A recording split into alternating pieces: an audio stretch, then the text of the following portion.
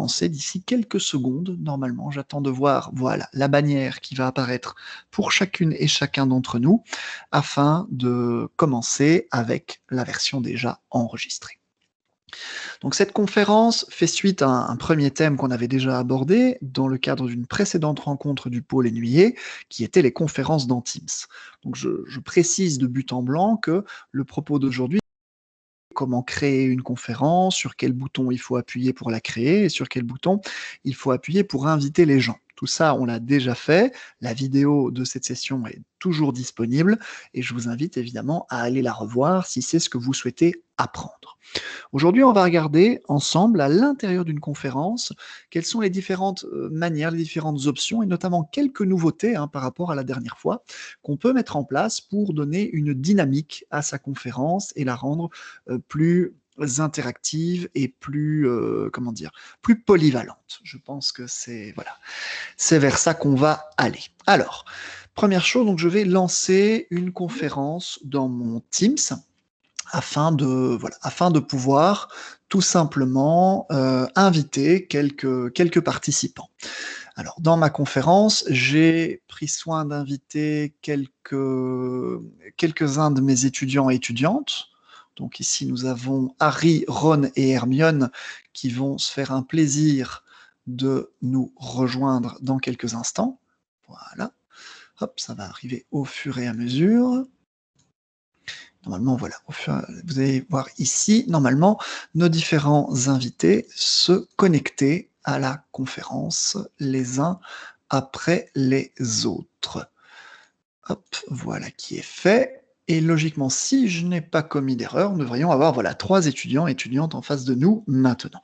Alors, je ne vais pas me permettre de monter à un nombre plus important parce que, comme vous le comprenez, c'est moi qui actionne les différents personnages qui vont jouer les rôles aujourd'hui de professeurs et d'étudiants devant vous. Et voilà, je ne suis pas encore un octopus, un poulpe, comme on dit en français, donc je n'ai pas encore 8 bras pour pouvoir actionner tout ça simultanément. Donc, on va partir sur un setup de 3 étudiants qui nous serviront de cobayes pour les différentes situations que je vais vous présenter, sachant qu'en partant de ce petit nombre, on peut extrapoler sur des nombres beaucoup plus grands, puisque, comme vous le savez sans doute, une conférence Teams peut accueillir d'ores et déjà, à présent, jusqu'à 300 personnes, et on va même vers des jauges de capacité qui vont aller en augmentant encore dans les prochaines semaines et les prochains mois.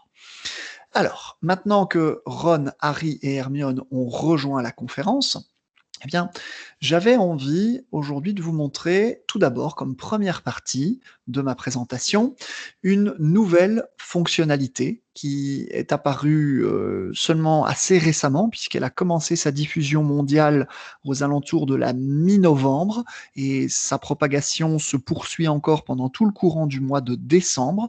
Donc, qu'est-ce que ça veut dire, ce charabia que je viens de vous sortir? Tout simplement que l'option très intéressante que je vais vous montrer maintenant, peut-être que vous l'avez déjà au niveau de votre compte académique de votre plateforme Microsoft, peut-être que vous ne l'avez pas encore, mais dans tous les cas, ce que je vais montrer là, vous devriez y avoir accès au plus tard pour la fin de l'année civile. Ça aura été propagé alors sur toutes les plateformes du monde entier à coup sûr, et vous devriez alors forcément en bénéficier. Alors, cette fonction qui va compléter ma présentation précédente sur les conférences dans Teams, c'est la fonction qui se cache dans ce nouveau bouton qui n'était pas présent par le passé. Vous voyez cette superposition de 2 petits carrés et qui s'appelle les salles pour petits groupes. Alors, c'est une fonction qui avait été énormément demandée à l'intérieur de Teams, puisqu'on pouvait la trouver dans certains autres outils de conférence à distance. Et donc, les souhaits des professeurs du monde entier ont été entendus par l'équipe de développement de Teams, qui a passé pas mal de temps à proposer cette nouvelle fonctionnalité. L'idée des salles pour petits groupes, si c'est quelque chose qui ne vous dit absolument rien, c'est de se dire que pendant une conférence, on va pouvoir faire une plénière avec l'ensemble de ces étudiants et étudiantes dans un premier temps, et qu'à partir de là, eh bien, on aura, pour différentes raisons pédagogiques, envie, par exemple, de subdiviser notre audience en plus petits groupes. Et donc, ça peut être par exemple pour faire une partie TP, une partie brainstorming, discussion, échange. Et donc de partir d'un éclatement de notre audience de départ en plus petits groupes pour différentes bonnes raisons, comme celles que je viens de vous citer. En cliquant sur ce bouton, vous avez une fenêtre en pop-up qui apparaît, j'espère qu'elle apparaît bien pour vous, donc qui indique « Créer des salles de dérivation ». Je ne sais pas si, pouvez-vous me confirmer que vous voyez bien cette fenêtre que je vous décris? Magnifique. Comme je suis sur des petites fenêtres pop-up, je vais vous le redemander régulièrement, c'est juste pour être certain. Merci beaucoup. Et donc, à partir de cette simple fenêtre, vous allez pouvoir ici choisir dans cette fonctionnalité, vous voyez, de créer jusqu'à 50 salles virtuelles pour y accueillir vos étudiants ou vos étudiantes. Alors, on peut partir d'un éclatement en 2 jusqu'à un éclatement en 50 dans cette première version de cette fonctionnalité. Moi ici, je ne vais pas trop me prendre la tête, je vais faire 3 salles pour commencer. Et donc, ici, au niveau de la distribution des étudiants et des étudiantes dans les salles, vous aurez 2 options. Vous avez l'option automatique et vous avez l'option manuelle. L'option automatique va tout simplement distribuer aléatoirement les étudiants et étudiantes de mon groupe au travers du nombre de salles que j'aurai prévues afin de créer la répartition la plus homogène possible en termes de nombre. La fragmentation manuelle va me permettre de choisir moi-même qui je veux envoyer à quel endroit à l'aide d'un menu interactif. Alors, je ne vais peut-être pas faire le mode automatique pour le coup, hein, vu qu'il y a moins d'actions à faire. Je vais vous montrer le mode manuel en appuyant sur le bouton Créer les salles. Comme ça, vous allez pouvoir voir comment on va pouvoir attribuer ensuite nos étudiants et étudiantes. Alors, ici, nous avons, alors je vais décaler un tout petit peu ma fenêtre parce qu'elle était un peu hors écran. Voilà, nous avons, voyez, les rooms, donc les salles qui ont été pour l'instant créées. Les salles sont vides et vous voyez sur les petits indicateurs à côté que ces salles sont pour l'instant fermées. Alors, à tout moment, je peux rajouter des salles supplémentaires à l'aide de ce bouton. Et en cliquant ici sur les petits points à côté d'une salle, je peux la renommer ou la supprimer. Alors, ici, si je clique sur attribuer les participants, je vais pouvoir faire une sélection. Par exemple, ici, je vais sélectionner Harry et je vais pouvoir l'attribuer, voyez, en un clic dans la salle 1. Je vais envoyer Hermione dans la salle 2 et je vais envoyer Ron avec le bouton attribuer dans la salle 3. À partir du moment où mes salles sont créées et il y a au moins une personne dedans, je vais pouvoir démarrer les salles. C'est-à-dire que pour l'instant, les gens qui vont y être envoyés ne s'en rendent pas encore compte. Ils vont recevoir la notification et l'information lorsque je cliquerai sur ce bouton. À ce moment-là, vous voyez que nous avons l'ouverture en cours des salles qui est ici proposée et qui va se charger automatiquement d'ouvrir et de créer ces salles virtuelles et d'y incorporer mes différents participants, donc mes différents invités. Alors je profite de ce temps ici de création. On voit que les fenêtres de mes participants se referment, hein, ils sont en train de disparaître de mon instance principale, où je me retrouve finalement seul, puisque j'ai maintenant accès aux 3 rooms, hein, auxquels j'ai laissé le nom par défaut, room 1, room 2 et room 3, qui vont m'être maintenant accessibles pour pouvoir m'y balader. Je profite cependant de ce mini break pour répondre à Christophe qui pose la question. Disponible à la fin de l'année sur toutes les plateformes. Donc Christophe, les évolutions du client Teams sont toujours phasées en fonction de l'OS, pour la simple et bonne raison que il faut comprendre qu'en développement informatique, développer un logiciel qui porte le même nom et qui a la même interface sur des systèmes d'opération différents, ce n'est pas du copier-coller. Ça demande en fait de recréer à chaque fois de A à Z le même programme en utilisant d'autres langages, d'autres bibliothèques, d'autres fonctions pour arriver au final au niveau de l'utilisateur ou de l'utilisatrice au même résultat. C'est un processus qui est lent, c'est un processus qui est, je dirais, comment dire, coûteux en ressources techniques. Et donc, c'est pour cette raison que sur le site officiel de Microsoft, il y a en permanence disponible pour tout un chacun ce qu'on appelle une roadmap, c'est-à-dire une ligne du temps qui indique quelle fonctionnalité a été officiellement annoncée, dans quelles circonstances et à quelle période. Ce que je viens d'annoncer est, pour l'instant, garanti au niveau de l'application du client Teams, au moins pour les plateformes Windows 10, sachant que je n'ai pas consulté en fait la roadmap ici avant de venir pour macOS et iPad, et donc je préfère ne pas garantir que ça va sortir à la même date pour ne pas créer de fausses informations. Peut-être que c'est le cas, peut-être pas, mais je vous invite à aller consulter tout simplement ce site d'information pour avoir la réponse la plus précise. Alors, Roselyne, merci pour le premier feedback. Dominique, 650 étudiants possibles de mettre dans groupe automatiquement. Alors Dominique, comme je l'ai montré il y a quelques minutes, malheureusement là je ne peux pas le refaire puisque je viens d'envoyer mes étudiants dans différents groupes, j'ai expliqué qu'une conférence Teams comportait au départ une assemblée déjà jusqu'à 300 personnes. J'ai montré que quand on appuie sur le bouton des groupes en petite salle, il y a un bouton que j'ai montré plusieurs fois et que j'ai nommé qui s'appelait justement distribution automatique. Et donc le principe justement de la distribution automatique, c'est lorsqu'on va cliquer dessus, de distribuer automatiquement nos étudiants selon une répartition homogène en nombre entre les différentes salles que nous aurons créées. Donc moi ici, comme j'étais avec 3 étudiants, que je fasse automatique ou manuel, ça ne pouvait m'envoyer de toute façon qu'un étudiant ou une étudiante par salle. Si j'en avais eu 300, eh bien j'aurais eu 100, 100 et 100 dans une répartition automatique. Ça va? Voilà. Comme ça, c'est bien clair pour tout le monde. Je vais vous demander une microseconde de patience parce que je vais éternuer. Voilà. Bon, en tout cas, j'ai réussi à esquiver l'éternuement pour l'instant. Il risque de revenir d'un instant à l'autre. Préparez-vous à vous boucher les oreilles au cas où. Il ne faudrait pas que j'éternue dans le micro. Super. Voilà. Sur ce, fin peut-être de la première parenthèse question. On va aller faire un petit tour maintenant dans les salles. Donc, je vais rejoindre la salle numéro 1. Alors, pour le coup, ça va faire partie des nombreux changements de fenêtre que je vous avais annoncés. Donc, je vais vous repartager cette fois-ci mon écran et je vais changer de fenêtre en me rendant dans la salle qui s'appelle Room 1. Voilà, vous allez avoir une petite coupure d'image. Et voilà, normalement l'image est maintenant revenue. Et donc ici, je suis dans la Room 1. Vous voyez, c'est marqué en haut de mon écran. Et je suis en face de mon élève, ou en tout cas du chef de groupe élève Harry Potter, puisqu'on pourrait imaginer que Harry Potter ici représente de manière symbolique jusqu'à une centaine d'étudiants ou étudiantes, voire, voilà, voire même plus, hein, puisque je peux faire une répartition non homogène. À partir de mes 300 étudiants, je pourrais mettre 200 dans un groupe et puis 50 dans les deux autres. Ça marcherait aussi.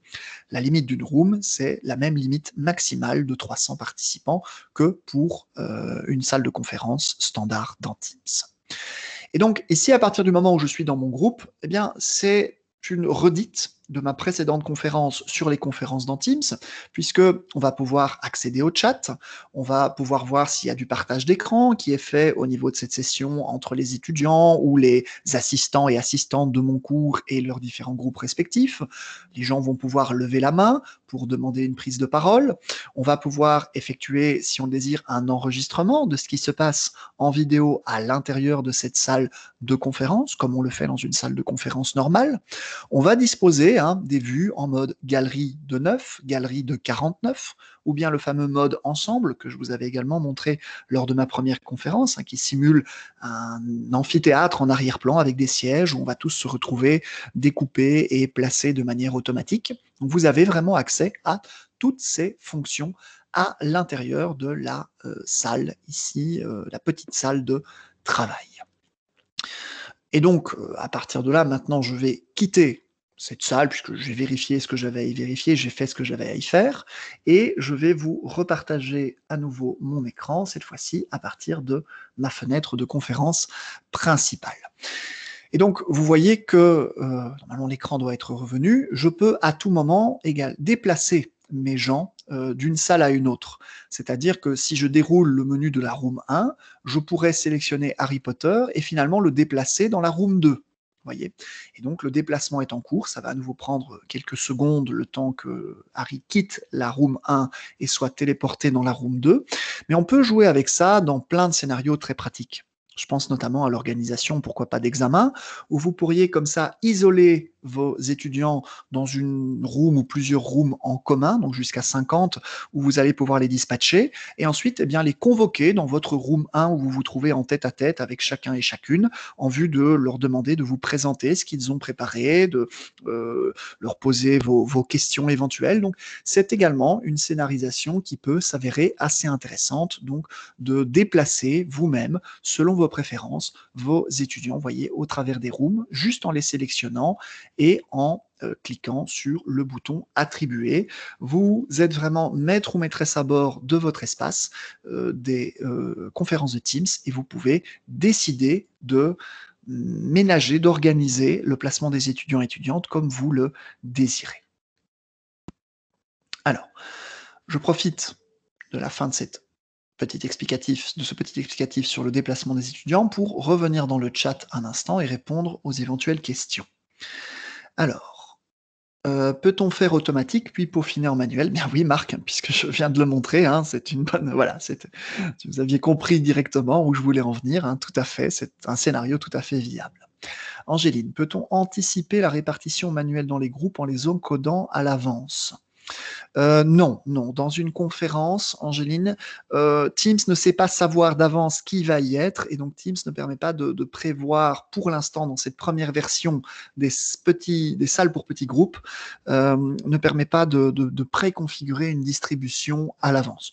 C'est sans doute une fonctionnalité qui pourrait arriver dans l'avenir, hein, en fonction des demandes des différents professeurs du monde entier auprès des services Microsoft Teams Éducation, mais pour cette première approche, on en est sur la distribution automatique et l'affinage manuel ensuite. Alors Rudy, on peut lancer des enregistrements dans les différentes rooms. Oui, il faut juste que quelqu'un qui ait le rôle de présentateur au niveau de ces rooms actionne le bouton, donc soit le professeur, soit une autre personne à qui le professeur a donné le rôle présentateur ou présentatrice pour pouvoir l'actionner. Mais les enregistrements vont fonctionner comme si c'était des conférences en réalité indépendantes. Ça va? Voilà. Je pense que j'ai répondu à toutes vos questions et donc je vais moi-même vous retourner maintenant alors une petite question, toute simple, c'est voilà, est-ce que vous avez, éventuellement, voilà, des questions résiduelles sur cette fonctionnalité spécifique que je viens de vous montrer? Dans la mesure où, je vais ensuite m'orienter vers d'autres scénarios sur comment rendre sa conférence, plus interactive en mobilisant d'autres fonctionnalités et ressources. Donc n'hésitez pas, si vous avez encore des questions éventuelles sur les breakout rooms, donc les salles pour petits groupes, à me les soumettre maintenant. Comme ça, je les traite tout de suite et nous pouvons passer sur la deuxième partie de ma présentation où je vais vous parler un peu plus longuement de l'outil Tableau Blanc. Alors, voilà. Oui, donc Rudy, pour affiner ma réponse, oui, je n'avais pas bien compris alors l'intitulé. Oui, voilà, il faut le lancer dans chaque espace. Il n'y a pas un bouton qui fasse enregistrement dans toutes les rooms d'un seul coup, pas en tout cas pour l'instant.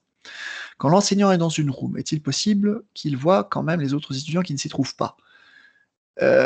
Bien, non, parce que enfin, oui et non. C'est-à-dire que quand je suis dans une room, vous ne le voyez pas sur mon écran, mais ce sont des fenêtres différentes, en fait. Donc, Sandrine. Et donc, dans ma fenêtre principale, j'ai encore ma vue de ma salle de départ avec les sous-menus des différentes rooms 1, room 2, room 3. Et donc, je peux garder cette fenêtre sous les yeux tout en ayant ma fenêtre en étant dans la room 1, par exemple, en parallèle. Donc ça, c'est juste un jeu de fenêtres, en réalité. Mais je ne peux vous partager qu'une fenêtre à la fois parce que voilà, comme la session est enregistrée, je dois garder un focus sur une fenêtre à la fois pour conserver une qualité vidéo optimale au final et espérer avoir un enregistrement que vous puissiez réutiliser de façon agréable. C'est pour ça que je ne vous fais pas un partage en mode multi-fenêtre dans le cadre de ma présentation. Alors, peut-on, sur base de la question générale, réutiliser toujours les mêmes groupes d'étudiants juste en changeant la date? Pas à ma connaissance. Je n'ai pas testé ce scénario, donc je ne pense pas, mais il faudrait que je l'exploite pour pouvoir donner une réponse certaine et définitive. Alors, quand l'enseignant est dans une room, est-il possible? Oui, donc ça j'avais répondu. Peut-on, voilà. Christophe, un workaround est de créer des canaux dans les groupes du cours et d'y répartir restriction d'accès des étudiants. Ça fait cependant plusieurs conférences à gérer. En effet, Christophe, mais je veux dire, ici, le principe de l'explosion en sous-groupe permet voilà, de ne pas devoir justement, pour l'instant, gérer alors une création de canaux systématiques. Ça dépend en fait des attentes. Le canot, pour moi, a simplement une volonté d'avoir une durée dans le temps. Si on veut, en effet, comme le dit Christophe, hein, rentrer dans du TP avec les mêmes personnes en même groupe qui vont retravailler plusieurs fois, le canal est évidemment la réponse. La fonction des salles pour petits groupes, c'est vraiment une fonction de conférence. D'accord? Ça n'a pas, si vous voulez mettre des gens au travail dans Teams, c'est toujours par les canaux ou par le bloc-notes de classe que ça va se passer. Okay, le fait d'être en conférence, finalement, c'est juste que pour que les gens puissent discuter, échanger entre eux par le biais du micro ou de la caméra. le reste des fonctionnalités, ce qui est la coécriture, etc., ne demande pas du tout de passer par une conférence pour être utilisé au travers de Teams. Et donc, il faut bien garder en tête que les fonctions de conférence, pour rester engageantes par rapport au public des étudiants et étudiantes, pour rester motivantes, pour ne pas faire saturer tout le monde, ne doivent être utilisées à bon escient que pour des tâches et activités qui nécessitent l'emploi de la caméra et ou du micro. Tout ce qui, comme activité que vous serez amené à proposer à des étudiants et des étudiantes, peut se passer de l'usage d'un de ces deux appareils, ne le faites pas en conférence. Tout le monde sature des conférences depuis plus de 8 mois maintenant, où nous sommes en confinement. Donc, dans la démarche, je dirais plus métacognitive de l'approche ici des différents cours et travaux pratiques, donc gardez bien ça en tête. Ne faites de la conférence que quand c'est pertinent et nécessaire. Ok, voilà, ça c'était mon petit conseil. Est-il possible de se connecter à deux rooms en même temps? Non, Rosine. On est dans une room où on est dans... Enfin, on peut être dans la salle principale et dans une room dans deux fenêtres distinctes. Je vais quand même faire une toute petite vérification pour donc bien repréciser ici mon propos. Donc, je vais rouvrir mon menu avec mes salles et je vais vérifier ceci directement dans le menu des Breakout Rooms. Donc, je vais rejoindre ici la room 2 et juste avant, je vais déplacer Harry Potter dans la room 1. Voilà, je vais refaire une petite distribution pour pouvoir voilà, tester ça. Donc là, actuellement, je suis, vous ne le voyez pas, hein, mais je suis dans la room 2 déjà, avec les 3 élèves. Je vais attendre que Harry soit déplacé en room 1 et je vais voir si je peux l'ouvrir en parallèle. Je n'ai pas encore eu l'occasion, la fonction étant très récente, hein, de tester toutes les scénarisations possibles et imaginables, mais voilà, je vais faire le test ici de vérifier si je peux faire ceci. Donc je vais ouvrir la salle, voilà. Et dès qu'elle sera prête, je vais voir si j'ai la possibilité de m'y rendre en parallèle. J'aurais tendance à dire que non, mais je préfère toujours tester avant de vous donner une réponse trop, comment dire, trop appuyée. Ce faisant, pendant que ma salle se rouvre, je vais en profiter pour revenir un dernier moment sur le chat. Donc, y a-t-il moyen de fermer les rooms en une fois pour ramener les étudiants? Oui, tout à fait, tout à fait. On a un bouton ici, fermer les salles, que j'avais déjà montré tout à l'heure. Un clic sur ce bouton ferme toutes les salles et ramène tout le monde dans la salle principale. C'est une très très bonne question, Arnaud. Le bouton est clairement mentionné ici, fermer les salles. Alors, je vais rejoindre la salle et donc ça me permet de vérifier ici. Comme je vous l'avais dit, et donc je le confirme pour l'instant, si l'enseignant passe d'une room à une autre, eh bien, la fenêtre bascule pour le coup, et donc on ne peut pas être simultanément dans la room 1, la room 2, la room 3.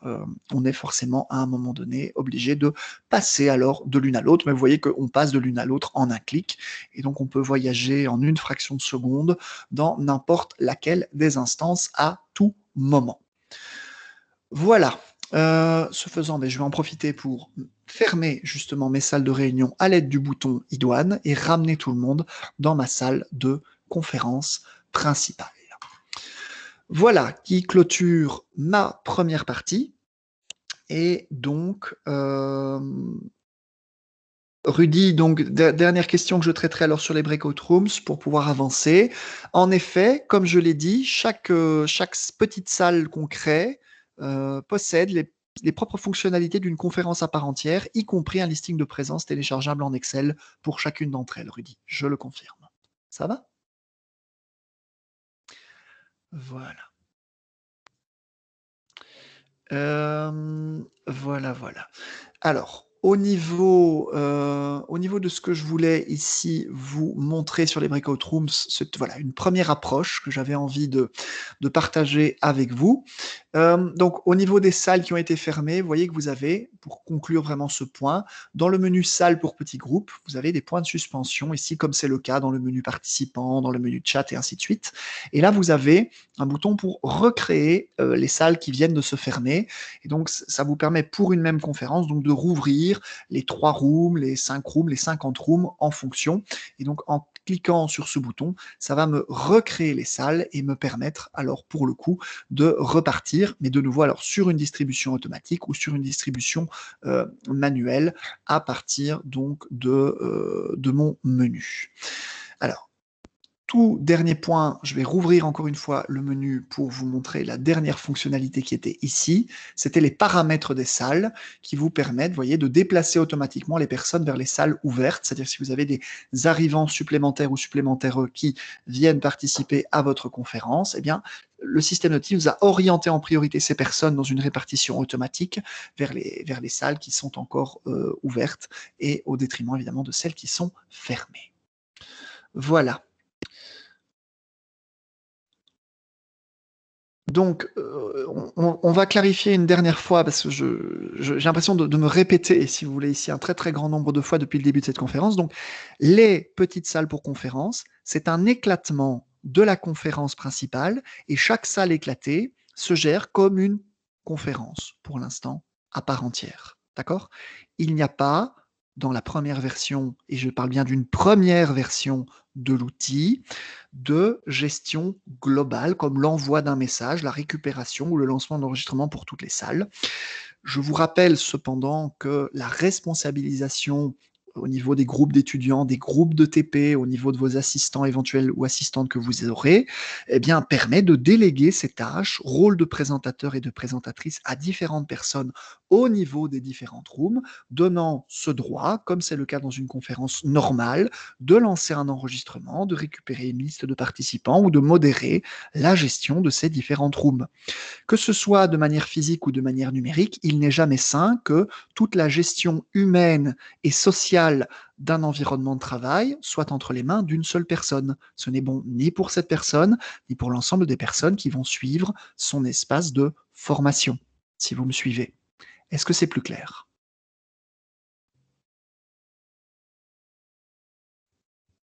J'attends de voir vos réactions dans le chat avant d'entamer enfin ma deuxième partie qui a été malheureusement fortement retardée.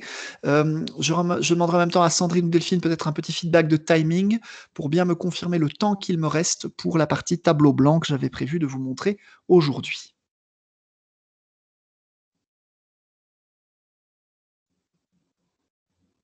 Merci pour vos feedbacks très positifs, ça me fait très plaisir.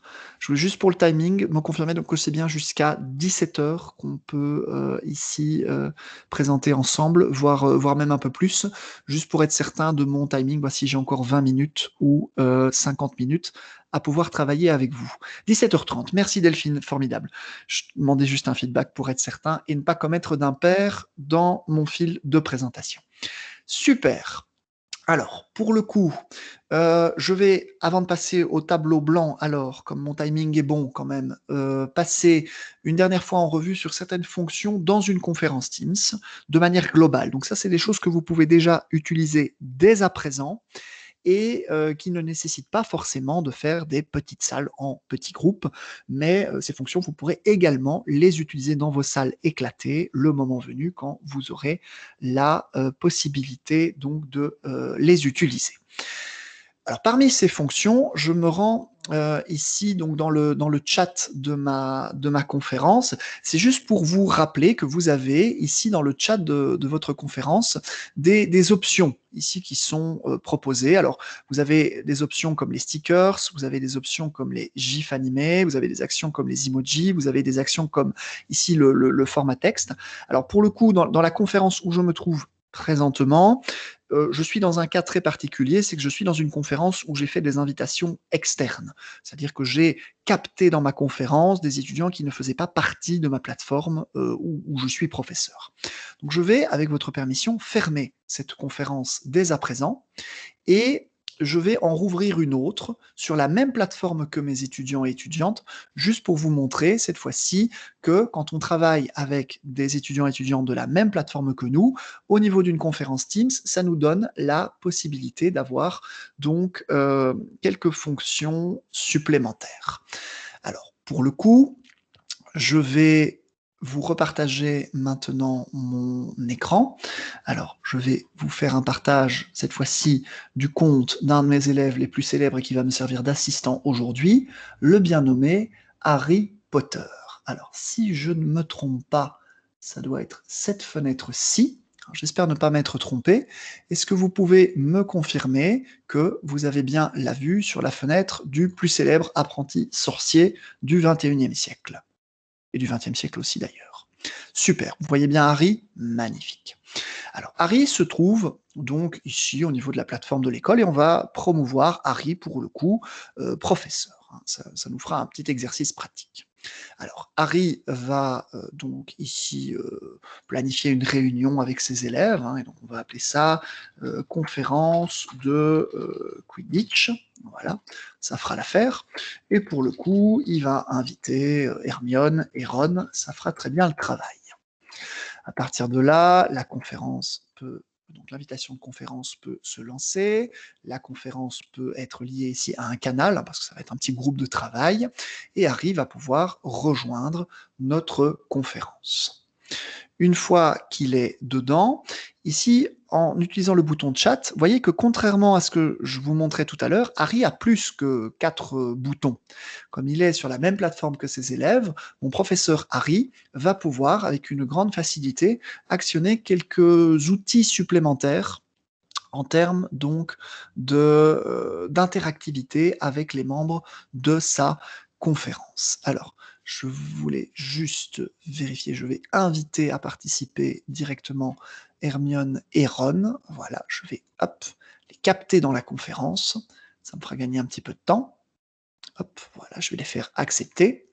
Et une fois qu'ils seront dedans, je vais pouvoir vous montrer hop, voilà, comment interagir avec eux. Alors, c'est juste une petite fonction rapide, hein, il n'y aura rien de très long là derrière, mais si je me rends sur la fonction de discussion, parmi les outils proposés, hein, sous réserve qu'ils aient bien été autorisés par mon administration, eh bien, je vois que j'ai notamment accès à Forms ou Poly. Alors ici, je vais lancer un Forms, et donc pour le coup, je vais pouvoir lancer un quiz interactif avec mes étudiants et mes étudiantes durant ma conférence.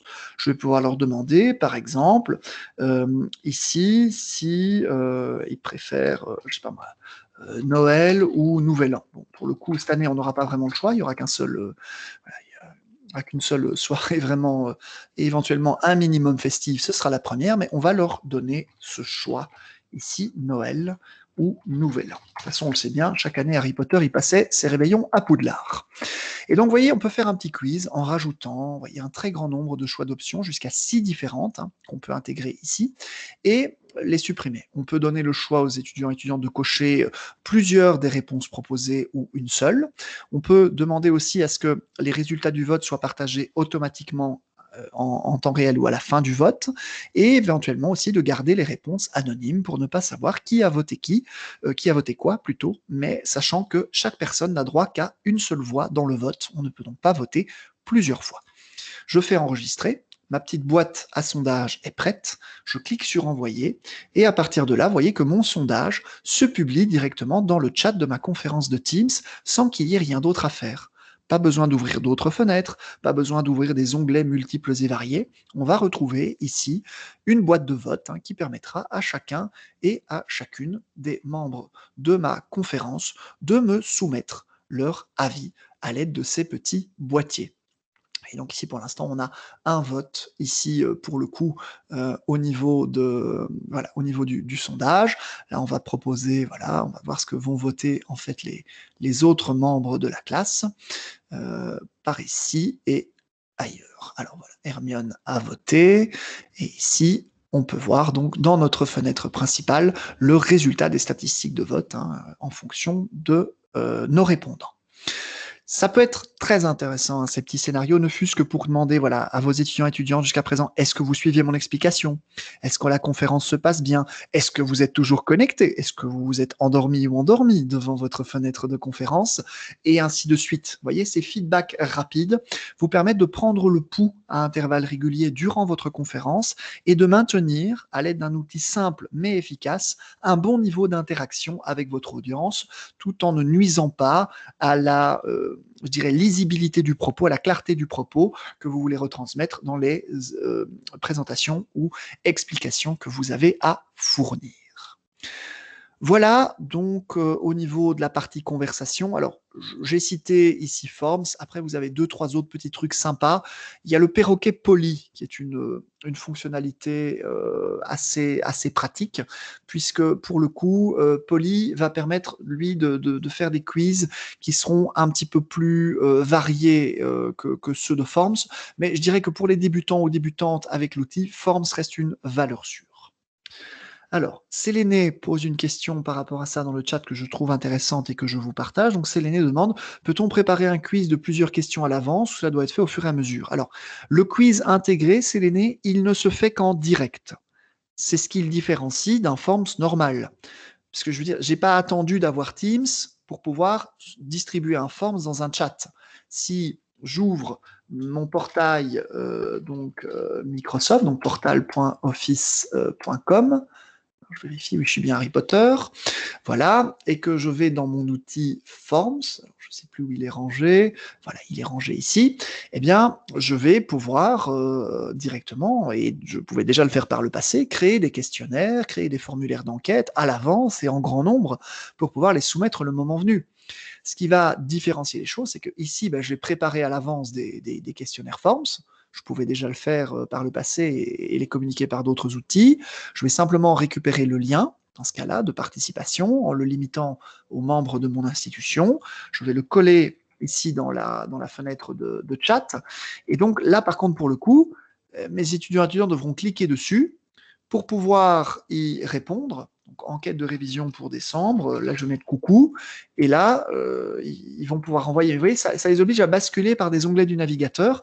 Ça ne sera pas une formule intégrée, mais c'est plus puissant et c'est plus polyvalent, et là pour le coup ça peut être préparé d'avance. Le principe de ce que j'ai montré, c'est justement de l'interactivité de premier plan, pas de l'interactivité planifiée. Puisque dans de l'interactivité planifiée, il ne faut pas oublier qu'on fausse la donne aussi, hein.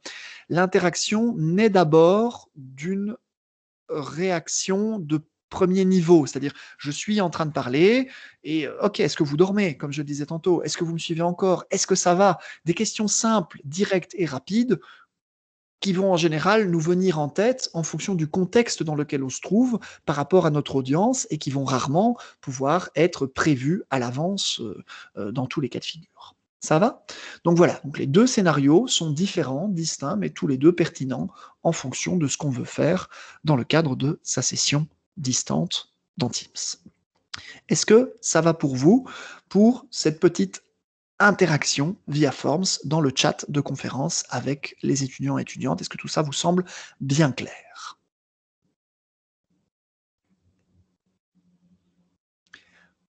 Magnifique. Et donc l'exemple que je viens de vous faire avec Forms, hein, avec le module intégré ou avec le Forms en lien cliquable, eh bien, permet d'extrapoler ce que je viens de vous montrer avec des outils tiers, hein, notamment, par exemple, pourquoi pas des WooClap, des Kahoot ou ce genre de choses, puisqu'on va pouvoir, selon le même principe, pouvoir utiliser alors ces outils, soit de manière intégrée, alors pour le coup, ce ne sera pas dans le chat de la conférence, mais dans les onglets de Teams, soit par une fonction de copier-coller de liens, emmener nos audiences vers des onglets d'un des outils, par exemple, que je viens de citer, afin de prendre le pouls de différentes manières pour revenir ensuite directement dans la fenêtre de conférence et avancer ensemble. Alors, remarque, chaque Forms intégré se retrouvera dans la liste de ces formulaires via l'interface d'Office 365. Donc ces statistiques-ci sont en fait toujours des statistiques à chaud qui sont liées à la conférence. Ils ne font pas partie ici de ma liste de forms, hein, puisque je ne les vois pas réapparaître ici. Hein, si je vais dans tous mes formulaires, voilà, je ne vais pas les retrouver là. Parce que, enfin, pas tout de suite ici. Enfin, Noël Nouvel An maintenant apparaît, mais c'est pas instantané. C'est ça que je voulais dire en fait, Rudy, pour être tout à fait complet. C'est-à-dire qu'au moment où je le crée, il faut que j'ai d'abord eu des réponses pour pouvoir le voir apparaître ici. Voilà. c'est un peu plus clair. Désolé, je me suis un peu emmêlé dans mon propos. Et donc, en effet, on peut les retrouver alors après coup, une fois qu'il y a eu des réponses, dans ce volet, puisqu'ils sont catégorisés comme des formes de sondage rapides, et on n'est pas obligé de retourner dans la conférence pour remettre la main dessus. Ça, c'est ça qui est vraiment plutôt appréciable. Et là, voilà, on a choisi de faire un questionnaire en mode anonyme, alors il est anonyme. Si j'avais choisi de faire mon questionnaire Forms en mode nominatif, alors je pourrais retrouver mes statistiques. Hein, vous voyez ici, hein, j'avais coché garder les réponses anonymes. Si je l'avais décoché, j'aurais pu alors savoir exactement qui avait voté quoi. Voilà, c'était une très bonne remarque de Rudy et qui m'a permis de rebondir sur le point. Cool. Voilà qui ferme ce deuxième chapitre, alors consacré à l'interaction dans le chat via Forms ou des outils tiers en se basant un petit peu sur le même principe. Je ne pense pas qu'il y ait besoin d'en dire plus sur cette fonction. Et je vais même me tourner alors vers la troisième partie, pour le coup, de ma conférence, qui va être consacrée au tableau blanc, qu'on appelle aussi le whiteboard. Alors, cette histoire de tableau blanc, on peut la prendre de deux manières différentes. On peut enclencher par deux bouts, si vous me passez l'expression. Alors, la méthode classique, celle intuitivement qu'on a envie de faire, c'est d'appuyer sur bac de partage et de lancer ici un tableau blanc de conférence avec sa classe. C'est une première approche et c'est par celle-là qu'on va commencer. En faisant ça, eh bien, je vais me retrouver ici avec mon tableau blanc qui va se créer dans ma conférence et j'ai deux propositions qui sont faites. Présenter le tableau blanc de manière collaborative. Enfin, pour le coup, c'est plutôt non collaboratif puisque je serai le seul à pouvoir la modifier. Et ici, collaborer sur le tableau blanc en mode collaboratif, tout le monde peut modifier. Et là, l'ensemble de mon audience va pouvoir écrire avec moi. Comme je l'avais déjà expliqué dans la conférence sur les conférences de Teams, peu importe le choix que vous faites ici au départ, vous avez ici un pignon qui vous permet de changer cette écriture par vos étudiants ou cette écriture uniquement par vous-même, juste en un clic. Ce qui va m'intéresser particulièrement aujourd'hui, c'est le bouton « Ouvrir dans l'application ». Si j'appuie sur ce bouton, eh bien, vous voyez que vous avez une fenêtre qui vous dit « Tiens, vous pourriez en faire beaucoup plus si vous installez Tableau blanc sur votre ordinateur ou votre tablette. » Alors pour le coup, je vais le préciser d'entrée de jeu, ce que je vais montrer là n'est pas encore, à ce jour, disponible sur macOS. C'est disponible sur iPadOS et c'est disponible sur Windows 10. Alors, si vous suivez un peu l'actualité tech, vu que macOS et iPadOS vont se rapprocher de plus en plus grâce aux au nouveau développement de l'environnement de Mac, eh bien, on peut raisonnablement, de toute façon, supposer que cette fonctionnalité arrivera au niveau du macOS dans les mois qui suivent, sans qu'il y ait forcément besoin d'ajouts de développement supplémentaires. Malgré tout, ça n'empêche pas qu'il y a sans doute une branche de développement en cours pour cette application en macOS ancienne version, sans passer par les nouveaux processeurs de Apple.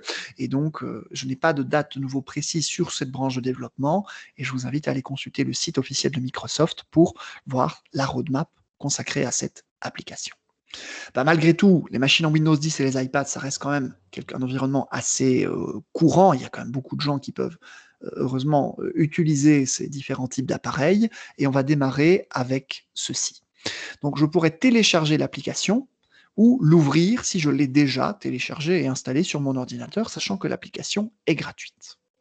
Moi, je vais faire ouvrir l'application, parce que normalement, je l'ai déjà sur mon ordinateur, et je vais cliquer sur ouvrir pour laisser alors le programme se lancer sur ma machine. Je vais lui permettre donc de se connecter ici à mon environnement. Alors, il y a un énorme lag sur mon ordinateur. Voilà, je vais essayer de corriger ça. Voilà, je vais accepter l'ouverture de l'application et ensuite je vais vous la partager.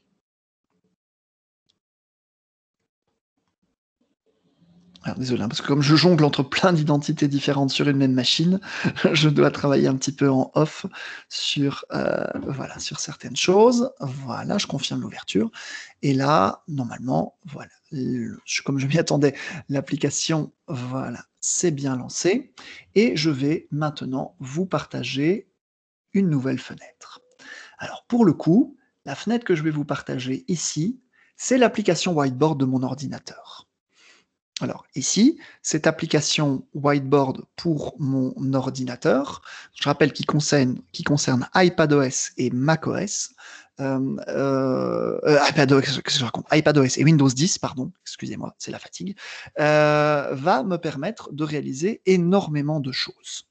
Alors, pour ne faire perdre de temps à personne, si dans l'assemblée, il y avait jamais des gens qui ne travaillent qu'exclusivement actuellement sur macOS et qui, voilà, qui ne veulent apprendre aujourd'hui que des choses directement prêtes à l'usage, eh bien, n'avez pas d'obligation, si vous ne souhaitez pas, de rester jusqu'au bout. Je vais maintenant consacrer une petite demi-heure à montrer toutes les possibilités de l'application Whiteboard en termes d'interactivité pour les conférences.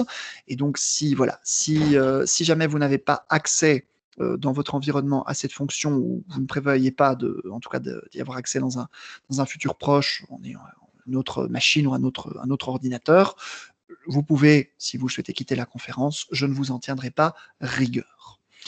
Pour celles et ceux que ça intéresse d'en savoir plus, on va maintenant regarder ensemble comment tout ça fonctionne. Alors, pour le coup, je suis désolé, je ne peux pas zoomer sur ma barre d'outils en bas de l'écran, donc elle restera un petit peu petite parce qu'elle fait partie de l'interface globale de mon ordinateur. Mais comme vous le voyez, ce que je vais faire à l'intérieur du tableau, on peut zoomer à l'envie et donc ça devrait rester tout à fait lisible pour vous. Au niveau de son interface, l'application Tableau blanc, eh bien, c'est une interface assez minimaliste, hein, comme vous le voyez. On a 3 boutons en haut à droite, une flèche en haut à gauche et un menu d'action ici en bas.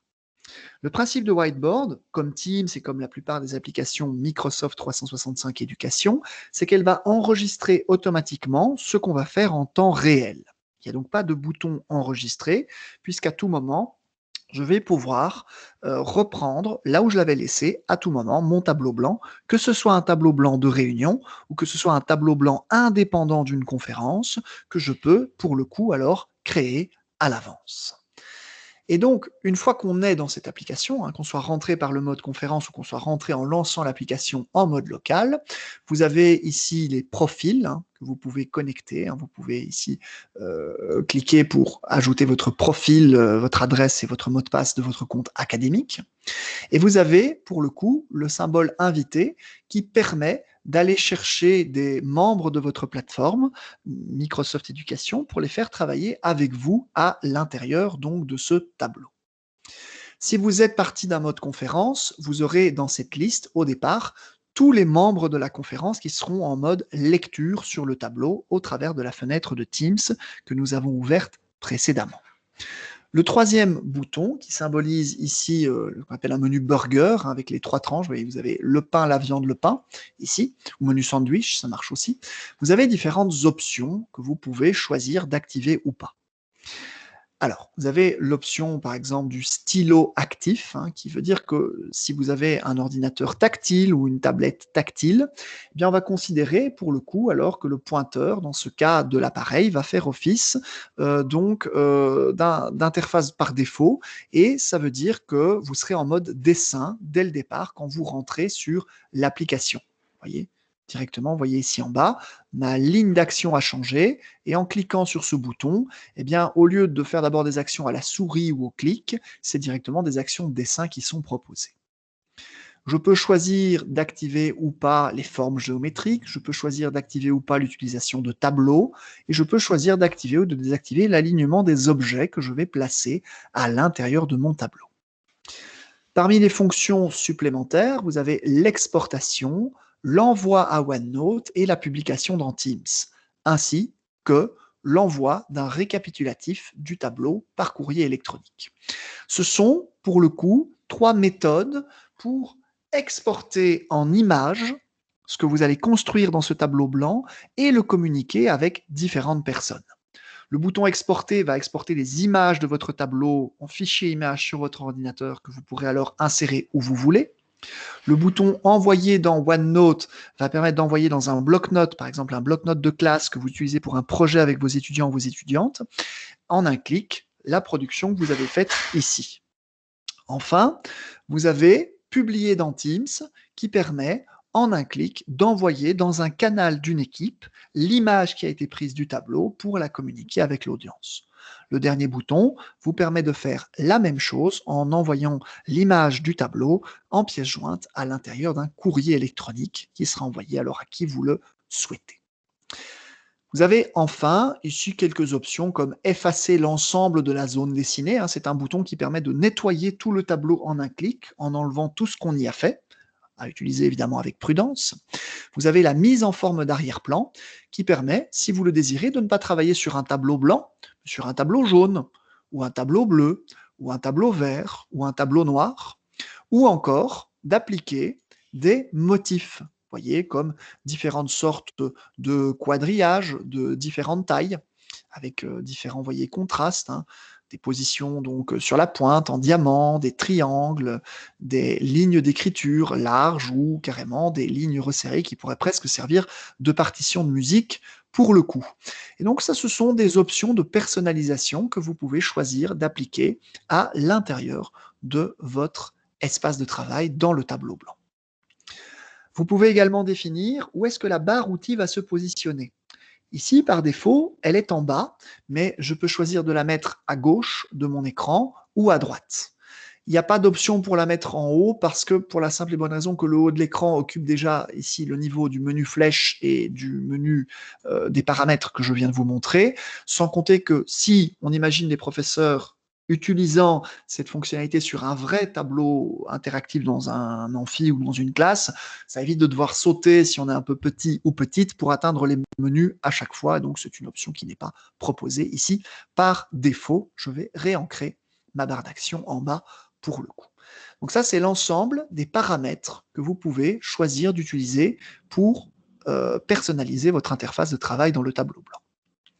On va maintenant s'intéresser, excellent Rudy, qui m'a mis un gif vraiment excellent dans le chat. Je vous invite à y jeter un œil si vous ne l'avez pas encore vu. Alors, au niveau de la barre outils, donc, vous avez plusieurs fonctions de base. Alors déjà, vous avez le mode entrée manuscrite qui permet d'activer la série ici de stylos. Et chacun de ces stylos, quand vous cliquez dessus, vous allez pouvoir choisir la taille de la pointe, vous voyez, avec différentes nuances ici d'épaisseur de trait en fonction de la pression du trait sur l'écran, si vous êtes sur un écran capacitif. Vous avez des couleurs de différentes encres que vous pouvez choisir d'utiliser avec des choses texturées, ainsi comme de l'arc-en-ciel, une encre spatiale ou toutes sortes de choses ainsi. Vous avez également des fluos que vous pouvez choisir de régler en taille et en couleur, une gomme permettant d'effacer les éventuelles bêtises, vous voyez avec la taille de la gomme qui augmente en fonction des mouvements que l'on fait ici à l'écran, mais aussi des outils un peu plus, je dirais, géométriques, comme une latte qui fait également rapporteur d'angle et que vous allez pouvoir ici choisir donc d'utiliser au niveau donc de votre interface, permettant pour le coup de tracer, voyez, différentes lignes ici selon différents angles pour un travail sur les parallèles ou juste souligner, schématiser, annoter pour faire des lignes bien droites si vous travaillez sur votre écran tactile pour le coup ou sur un écran non tactile comme c'est le cas pour moi aujourd'hui.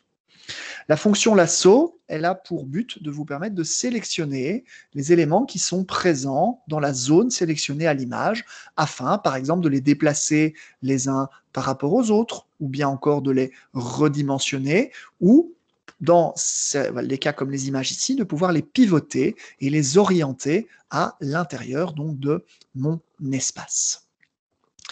Au niveau donc de cette encre, il y a également des fonctions assez sympas qui sont liées à l'écriture. Alors là, j'ai essayé d'écrire à la souris. Je vais sélectionner l'élément avec la fonction lasso.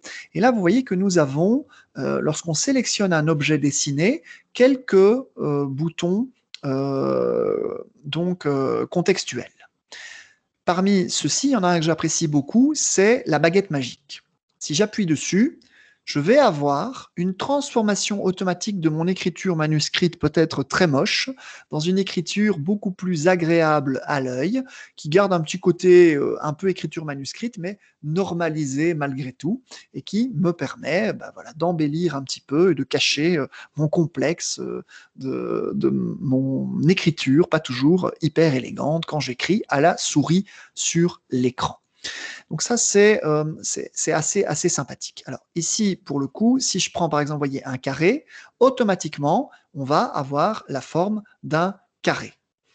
Ensuite, ici, je vais faire un triangle, ben, automatiquement, ça me fait un triangle. Et ici, je vais essayer de faire un rond et directement, ça me fait un rond. Donc, on a ces facilitateurs qui permettent de créer des organigrammes, des schémas, des cartes mentales de façon extrêmement rapide et simple à l'intérieur, donc vous voyez ici, de mon tableau blanc pour pouvoir illustrer mes propos.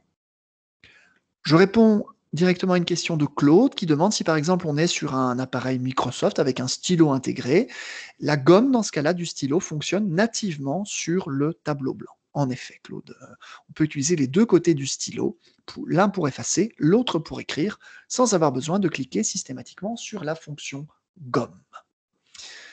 Alors, au niveau du principe, hein, donc de la sélection des caractères écrits, eh bien, vous voyez que c'est relativement simple à comprendre. Alors ici, je vais sélectionner une dernière fois ce petit personnage, juste pour vous montrer que après l'avoir dessiné, je peux encore le sélectionner et changer, notamment grâce à ce menu, la palette de couleurs. Voyez, je peux dupliquer également un dessin que j'ai fait pour pouvoir le coller à un autre endroit. Et donc, ça enrichit évidemment grandement la manière dont on peut fournir une explication aux étudiants dans le cadre d'une conférence en animant comme ça, vous voyez, ce tableau, puisque vous allez pouvoir mobiliser de manière très rapide et efficace un très grand nombre d'éléments dans une interface facilitée avec pas mal de fonctions d'aide automatique fortement appréciables pour pouvoir dynamiser un petit peu plus encore vos explications et garder un peu mieux l'attention des étudiants et des étudiantes avec cette première approche. Alors, donc la baguette magique, hein, je vais le redire, mais en effet, vous aviez bien répondu avant moi dans le chat, hein, il suffit de sélectionner avec le lasso un élément qui a été dessiné ou écrit, et la baguette magique est alors disponible. Je peux également cliquer droit sur un élément, mais pour le coup, comme j'avais un élément composé de plusieurs morceaux, la baguette magique ne concernera qu'un seul des morceaux. Il vaut mieux que je fasse une sélection lasso au départ pour avoir l'ensemble de mes éléments. Alors, je ne sais pas trop ce qu'il va me faire. Ah voilà, il a cru que j'avais écrit en. Voilà, c'est vrai que ça aurait pu, pour le coup, dans une certaine mesure, ressembler à ça. Et donc, il m'a transformé ce petit smiley en écriture. Alors, Virginie pose une question pratique fort intéressante. Est-ce que je peux connecter une tablette de dessin, je pense par exemple une Wacom ou une tablette tactile en annexe à mon ordinateur pour pouvoir écrire de manière manuscrite? Oui. N'importe quel appareil capacitif, hein, donc il y a une capacité à capter la pression qu'on fait sur sa surface, pourra permettre alors donc de travailler directement ici à l'intérieur du tableau blanc. Ici, le tableau blanc ne demande pas d'ajouter des pilotes spécifiques, des choses comme ça. Vous avez un appareil installé sur votre ordinateur ou votre machine qui permet de capter la pression du doigt ou d'un stylo. Eh bien, ça va directement être pris ici en compte et vous allez pouvoir utiliser cet appareil dans cette fenêtre. C'est vraiment une simple fenêtre de votre ordinateur dans laquelle vous pouvez faire tout ce que vous pouvez faire habituellement sur votre ordinateur. Alors, pour donc agrandir ici une police, ben, je n'ai qu'à la sélectionner et je prends le rond dans le coin inférieur et je l'étire ici pour pouvoir l'agrandir. Ça, c'est vraiment les fonctions de base. Alors, quand vous cliquez droit sur un élément dessiné ou schématisé, vous avez également, si l'élément donc doit être supprimé, une petite corbeille qui vous permet de le faire, la fonction copier que je vous ai montrée, ou encore ici pardon, la fonction couper ou texte de remplacement. Si vous avez dans le texte de remplacement, c'est pour le cas où vous auriez dans vos étudiants et étudiantes dans votre assemblée des personnes malvoyantes qui ont besoin d'un synthétiseur vocal qui leur décrive les images. Les textes de remplacement servent à ça. Si je clique droit sur un élément qui a été converti en texte par le tableau blanc, eh bien, je peux effectuer également un texte de remplacement, puisque pour le coup, on considère quand même encore que c'est un texte en image, et donc ça peut être intéressant également de le faire.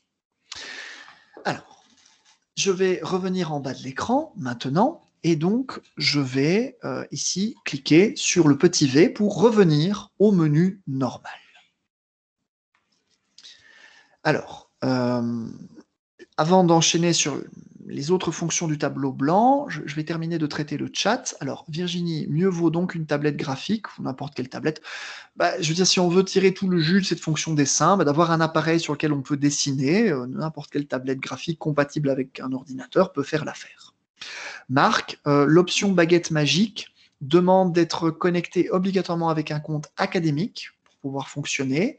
Si elle n'est pas présente dans l'interface, peut-être contacter l'administrateur ou l'administratrice Office 365 de votre institution pour demander si toutes les options ont bien été activées dans les paramètres par défaut de Whiteboard pour tout le monde.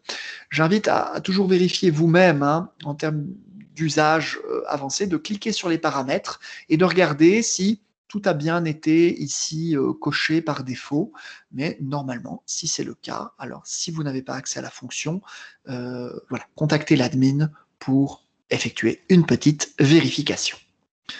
Je pense que je n'ai pas oublié de question. Et donc, là, je vous ai montré la fonction liée au stylo, mais en fait, on a d'autres fonctions. On a par exemple la fonction ajouter du texte, que j'avais déjà montré aussi dans les conférences de Teams. Quand on active un simple whiteboard en ligne dans la fenêtre de Teams, on peut déjà faire ça. On peut taper du texte. Vous voyez ici, texte 1. Ce texte, une fois qu'il est tapé, c'est le même principe, on peut l'agrandir, on peut le rétrécir, on peut le réorienter, et il fonctionne avec un calque transparent. Vous voyez, donc on peut le mettre en superposition d'autres éléments, ce qu'on va évidemment se faire un plaisir de faire après. Comme il s'agit d'un texte dactylographié, je peux choisir la couleur également de sa police, je peux le copier, je peux le supprimer. Et comme c'est un texte dactylographié, on peut lancer le lecteur immersif de Microsoft à l'intérieur de la fenêtre du tableau blanc. Ça veut dire que pour le coup, tous les textes dactylographiés sur le tableau blanc peuvent être adaptés automatiquement à destination des étudiants ou étudiantes à besoins spécifiques ou souffrant de troubles dyslexiques pour une aide assistée à la lecture. Je vous renvoie mes vidéos très courtes et rapides sur le lecteur immersif. Si vous ne connaissez pas cette technologie, pour en apprendre un peu plus, tout ça est disponible sur mon site ou dans les enregistrements vidéo précédents des sessions organisées pour le pôle. Alors, au niveau des blocs texte, je n'ai pas grand-chose d'autre à dire. Et à côté de ça, nous avons les blocs post-it. Alors, les blocs post-it, c'est également quelque chose qu'on peut utiliser par défaut dans la fenêtre directement de la conférence de Teams, sans avoir besoin d'ouvrir ici le tableau blanc en local. Mais ce qui est vachement bien ici, c'est qu'on a, par exemple, vous voyez, plus de choix de couleurs. Que pour le coup, on peut dessiner, si on le désire, ici, sur les post-it, et que là, ce ne sera plus uniquement un calque, mais vous voyez, l'écriture est vraiment sur le post-it, et je peux déplacer le post-it avec son dessin, son schéma ou son écriture. Vous voyez ? Alors, je vais également pouvoir, si je le désire, sélectionner ici dans les options les couleurs, la copie, le coupage et le lecteur immersif si mon post-it contient du texte dactylographié. Alors pour le texte dactylographié, c'est le stylo ici qu'on va actionner et on va pouvoir taper exemple. Voyez. En faisant ça, j'ai à la fois de l'écriture dactylographiée et de l'écriture manuscrite qui se combinent au niveau donc de mon post-it. Voilà. Un clic droit sur le post-it ou le tableau nous donnera d'autres menus contextuels, mais ça j'en reparlerai dans quelques instants. Donc les post-it, c'est une autre manière par rapport aux zones texte d'organiser son schéma de pensée quand on fait une explication ou une démonstration, et ça reste malgré tout très puissant. Après les post-it, vous avez le menu images qui va vous permettre de récupérer des images de bibliothèque d'images. En cliquant dessus, vous allez avoir votre disque dur qui va s'ouvrir sur l'ordinateur, vous permettant d'aller récupérer ici, pour le coup, des images à l'intérieur donc de votre ordinateur, comme le portrait de mon élève préféré dans mon cours, Ron Weasley, qui est repris ici comme vous le voyez. Et donc forcément, cette image qui est insérée va me permettre de dessiner des moustaches sur la tête de Ron, comme je pourrais annoter un schéma, une photo, une explication, et donc mélanger des images réelles qui vont être numérisées pour les insérer dans mon tableau blanc et en faire de l'augmentation grâce à l'écriture numérique. Donc c'est, vous voyez, assez simple à comprendre. Vous avez directement, comme c'est le cas dans d'autres outils que j'ai déjà présentés, accès aux images en ligne. Du coup, si je tape Poudlard, que j'ai un petit peu mal écrit, mais qui a quand même été reconnu, vous avez la possibilité d'aller chercher directement en ligne des images qui s'insèrent à l'intérieur, voyez, de votre tableau blanc pour vous permettre donc de les réutiliser sans avoir besoin de les télécharger sur l'ordinateur. Comme le souligne Dominique dans le chat, tout ça est très ludique et permet, vous voyez, de donner une autre dimension interactive à vos explications et à votre présentation dans le cadre d'une conférence.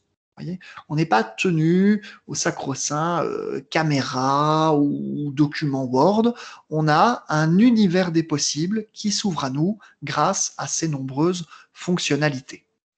Enfin, si votre ordinateur ou votre tablette ou vos appareils en général disposent, lorsqu'ils ouvrent Whiteboard, d'un appareil photo, eh bien je peux, pour le coup, activer cette caméra. Alors là, vous allez me voir, hein, coucou, hein, voilà, et je vais prendre une photo de moi. Alors là, ici, la photo de moi n'a pas vraiment de sens, mais on pourrait partir, par exemple, d'un scan d'un document, vous voyez, hein, que vous pourriez photographier avec votre ordinateur portable et sa caméra, ou avec votre tablette iPad, ça marchera très bien.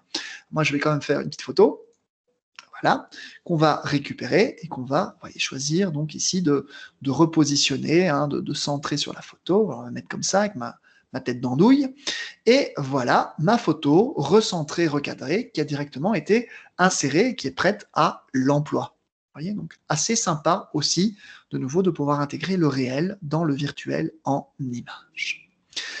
Avant de passer à la touche plus ici, je voulais vous montrer les flèches retour et flèches avant qui nous permettent d'annuler et de rétablir, hein, comme un peu partout dans les applications Microsoft, ce qui vient d'être fait ou ce qui a été annulé précédemment, permettant pour le coup d'annuler le déplacement de l'image ou de le rétablir. Le bouton plus me permet d'aller encore plus loin. Alors là, je vais me déplacer un peu sur mon tableau, je vais prendre une zone un peu plus dégagée ici, et je vais appuyer sur cette touche plus pour vous montrer les autres manières d'interagir dans le tableau blanc qui s'offre à vous. Et là, vous allez voir, ça va être très facile à prendre en main, mais ça va être très riche. Alors, premièrement, on peut créer ce qui s'appelle une grille de notes. Cette grille de notes, vous voyez, c'est un canevas, un cadre, finalement, hein, qui va permettre de contenir toute une série de post-it.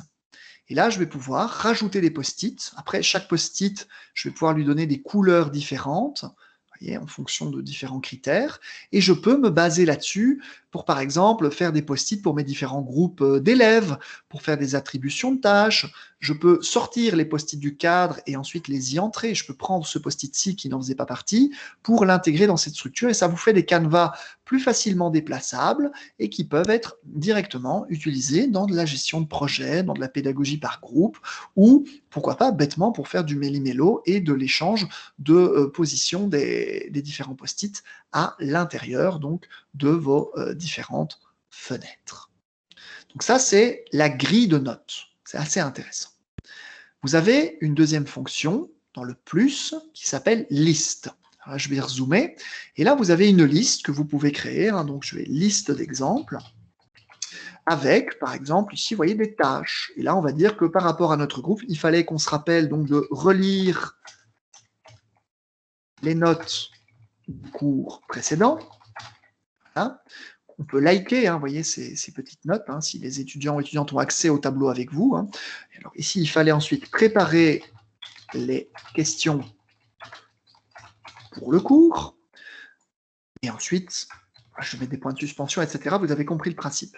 Et de nouveau, cette to-do list, voyez, elle se déplace complètement comme vous voulez pour s'articuler avec des schémas, des notes, des dessins, des post-it et autres joyeusetés. toujours dans la touche plus, vous avez une liste des suivis. Alors là, c'est le même principe que la to-do list du dessus, sauf que la petite to-do list au-dessus, c'était juste une liste de points, tandis qu'ici, je vais être vraiment sur des éléments à cocher. Vous voyez, donc ici, est-ce que vous avez fait vos révisions? Est-ce que vous avez déjà rédigé vos préparations de stage? Et ainsi de suite. Et donc là, on va pouvoir cocher. Et on peut aller plus loin, puisqu'on peut affecter des tâches ici de ce tableau aux personnes à qui on a donné accès dans le tableau. Donc là, ça amène le tableau blanc vers une nouvelle dimension. Je vais plus seulement m'en servir comme un support de cours, je peux également, si j'en ai envie, m'en servir carrément comme un support projet, en attribuant alors des tâches dans ce tableau, sous réserve que j'ai utilisé le bouton partage ici et que j'ai choisi dans ma liste d'aller chercher différents étudiants et étudiantes pour les inclure en collaboration dans le tableau et leur donner le droit d'écriture. Et donc, c'est aussi un chouette outil qui peut être utilisé par vos étudiants et vos étudiantes pour faire des synthèses collectives, pour faire des projets et ainsi de suite. J'avance encore un petit peu. On a enfin ce qui s'appelle les modèles. Alors les modèles, ça c'est top. Vous avez ici, j'en bafouille, différents canevas. Le remue-ménage, ce qu'on appelle le Kanban, la rétrospective, les réunions efficaces, les forces, faiblesses, et j'oublie toujours ce que sont les P et les M, mais vous me rattraperez après parce que j'ai des trous de mémoire, c'est mon grand âge. Vous avez la planification de projet, vous avez les jalons d'un projet, la résolution de problèmes en groupe, donc le système SVA, les agendas hebdomadaires, les cartes empathiques et la création de personnages si on rentre dans des rédactions. Donc tous ces canevas correspondent à plein de situations que vous vivez ou que vos étudiants et étudiantes vivent en général au quotidien. Et merci, possibilité menace, Roselyne, j'avais oublié, parce que moi j'ai toujours en fait en anglais, et j'oublie toujours que le threat se traduit par menace, je ne sais pas pourquoi. Et donc voilà, et donc si on part par exemple, je sais pas moi, sur une résolution de problème, eh bien, regardez ce qui va se créer. Nous avons tout un cadre qu'on va pouvoir positionner. Regardez, c'est un grand cadre pour le coup. Je vais rezoomer dessus pour vous montrer. Hop. Et là, nous avons, voyez, conseil pour résoudre un problème. Alors d'abord, il faut, voyez, se concentrer sur le problème. Il faut capturer donc toutes les causes potentielles, analyser les solutions possibles, déterminer comment savoir si les problèmes persistent et faire les suivis. Et là, avec ça, ben, on a une petite liste d'objectifs qu'on peut éventuellement renommer ou adapter.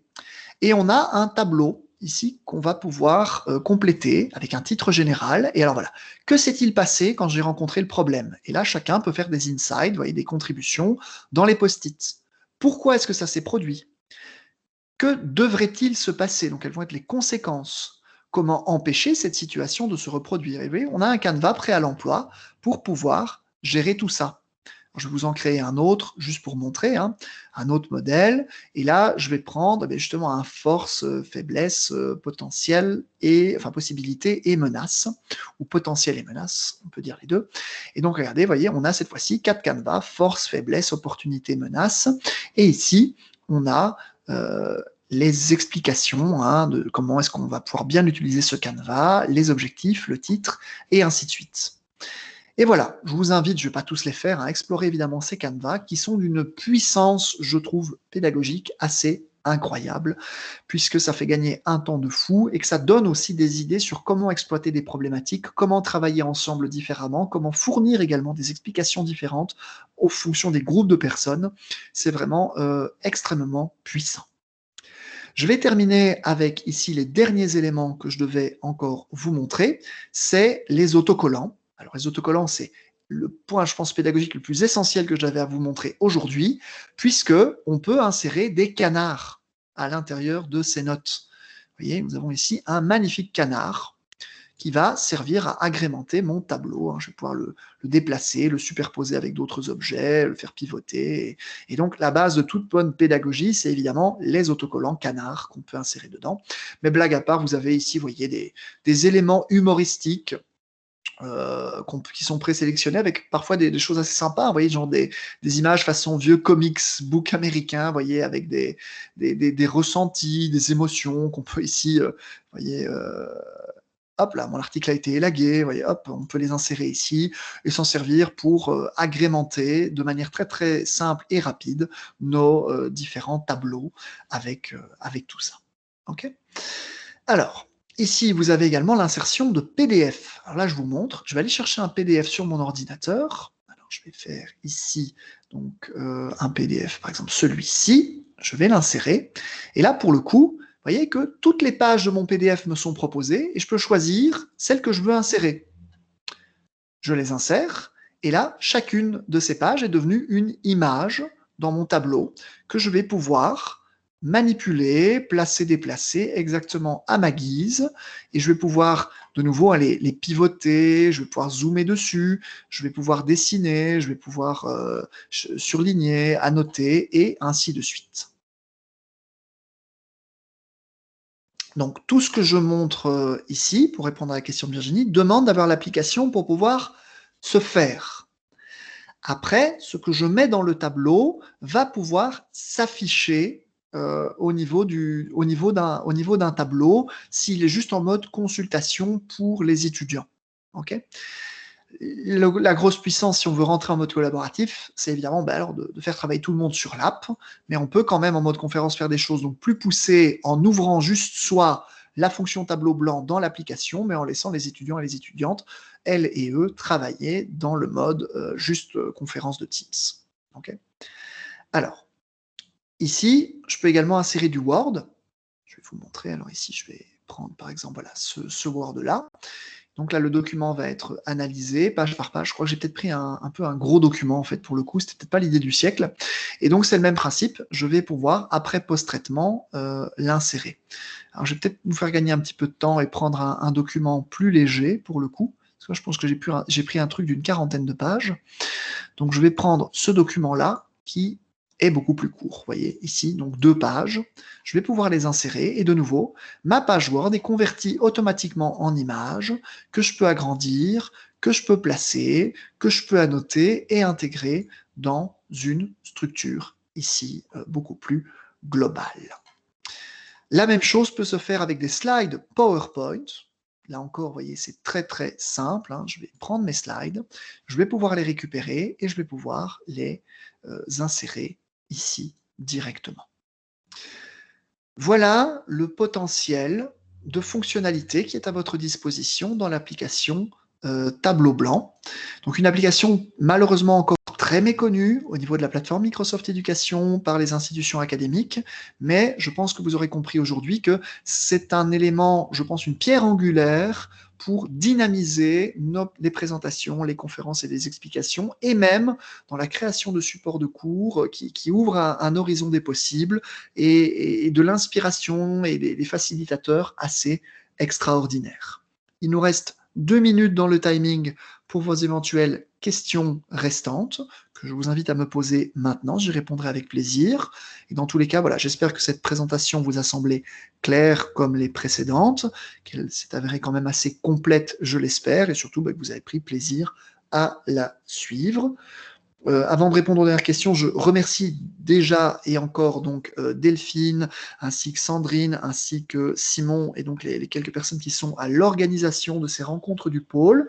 Que je me fais toujours un plaisir de participer pour vous retrouver et vous aider à avancer dans vos usages des outils de Microsoft Éducation. Voilà, voilà.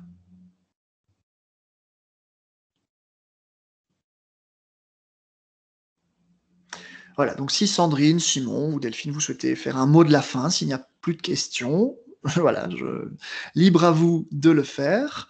Donc je vois des retours très très positifs dans le chat, ce qui me fait excessivement plaisir. C'est toujours une satisfaction de savoir que le message est bien passé.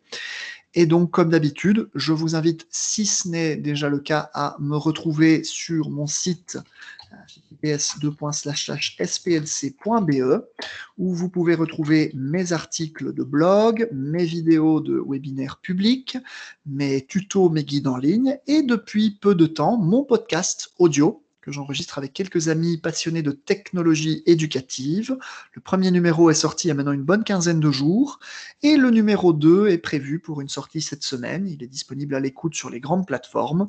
Et si, comme François ou d'autres, vous avez un peu de temps, voilà, vous voulez vous distraire et apprendre en même temps des choses sur la pédagogie par le numérique, eh bien, je vous invite à vous abonner à ce podcast et à suivre les épisodes.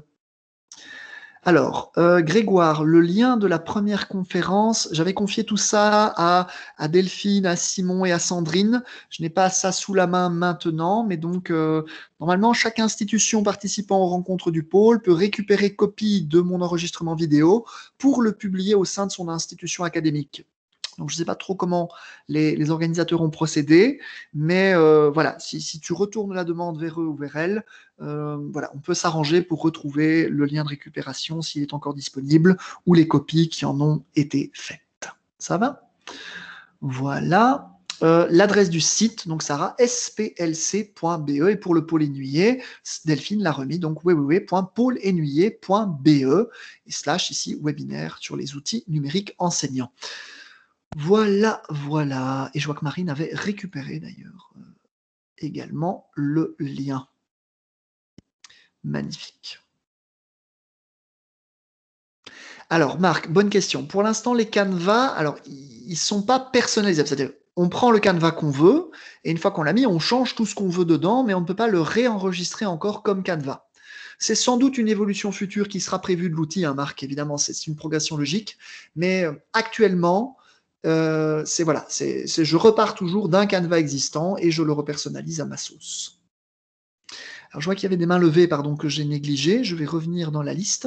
Oui, Sandrine, tu voulais prendre la parole à juste titre. Voilà, Sandrine, je te permets d'allumer ton micro. Je t'en prie.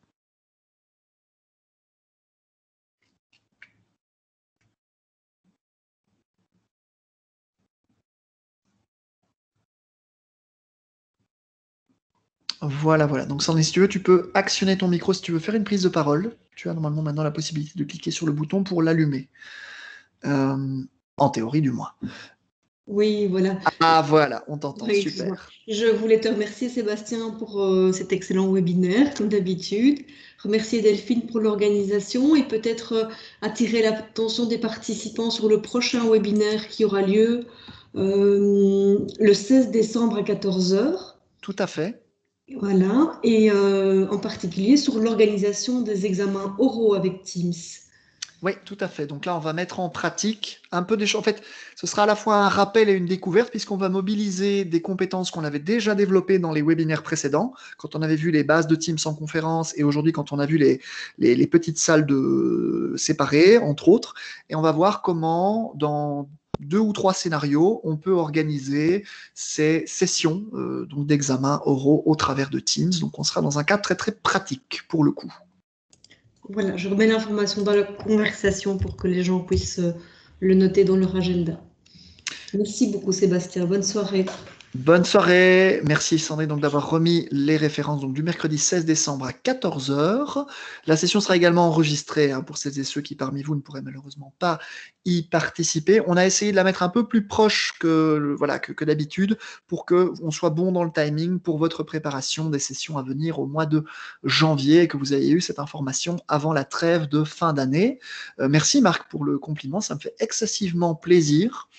Et donc, voilà. Et donc, sur mon site internet, vous avez également la possibilité d'avoir les liens de participation à mes webinaires publics, si jamais ça vous intéresse, où je traite chaque semaine et chaque mois au cas par cas de différentes thématiques. Cette fois-ci, non plus dans des audiences privées comme aujourd'hui, mais dans des audiences publiques, ouvertes au plus grand nombre.